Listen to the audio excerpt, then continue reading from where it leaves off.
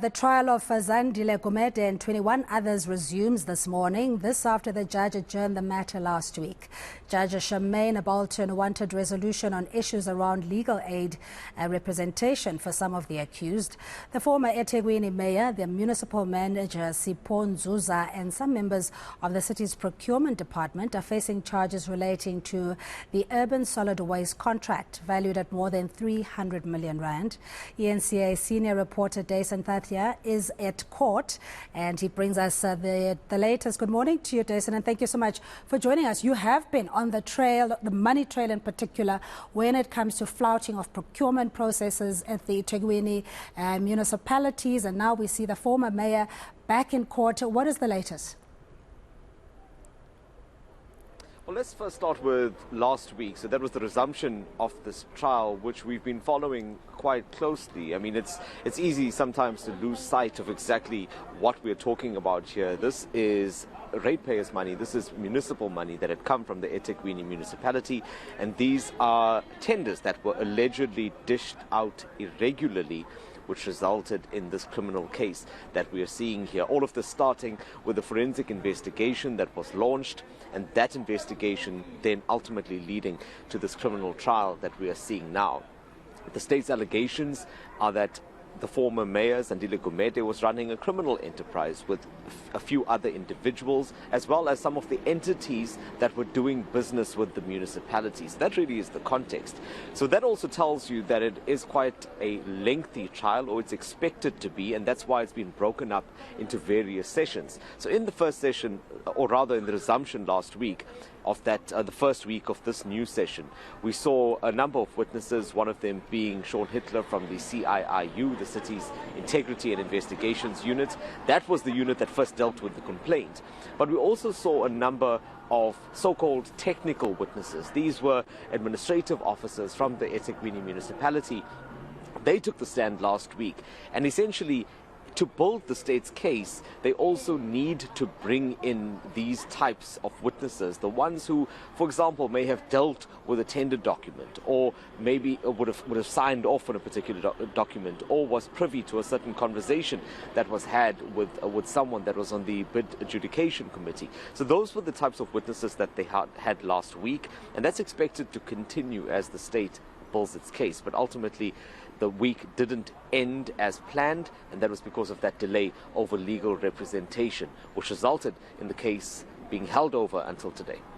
Yeah, but Dasen, also typically with these corruption or alleged corruption cases, has to deal with the degree of separation between the principal, or be it the politician who influences or allegedly influences the process, to the person who signs it. And in between there are other steps and processes that have to be actioned because of the principal's advice. But it's very difficult to prove if they indeed haven't signed the documents, there's no recordings or any other evidence to point to the finger in their direction. And that's one of the, I think that's also one of the elements of this case that we're looking at. It's very complex. And if you look at how the state has outlined these types of claims about this criminal enterprise, it also shows that there were many different entities that were involved.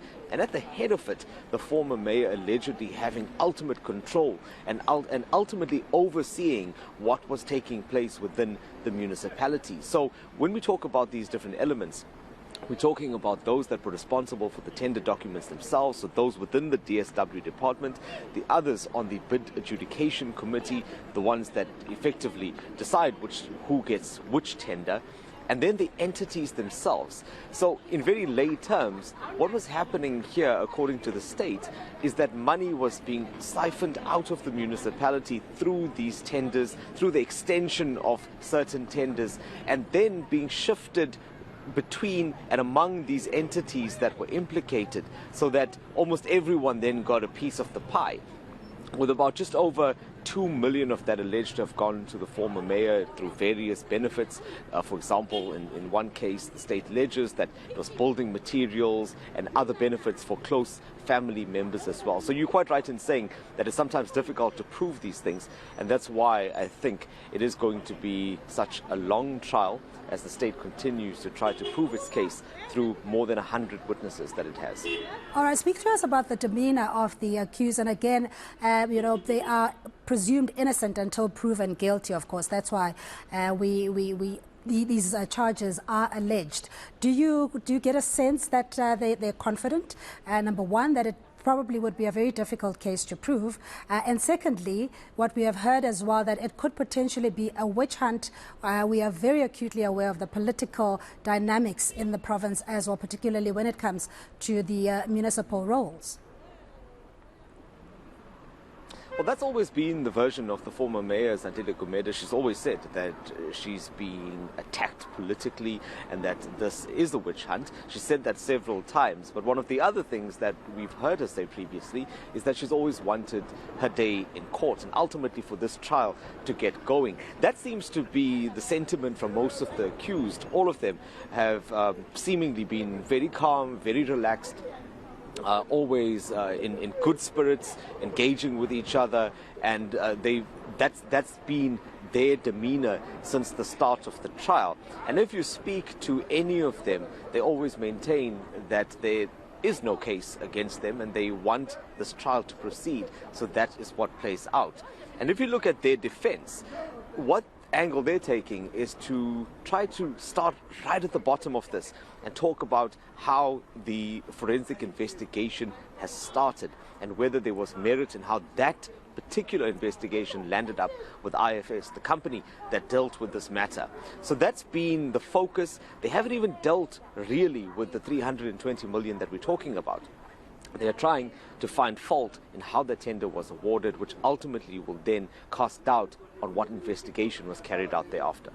All right, Dasen, thank you so much for laying it out for us so eloquently and accurately as well, giving us the context as to where we find ourselves now at the Durban High Court, where former mayor and co-accused are facing the bench with regards to allegations of corruption and flouting procurement and supply chain management processes.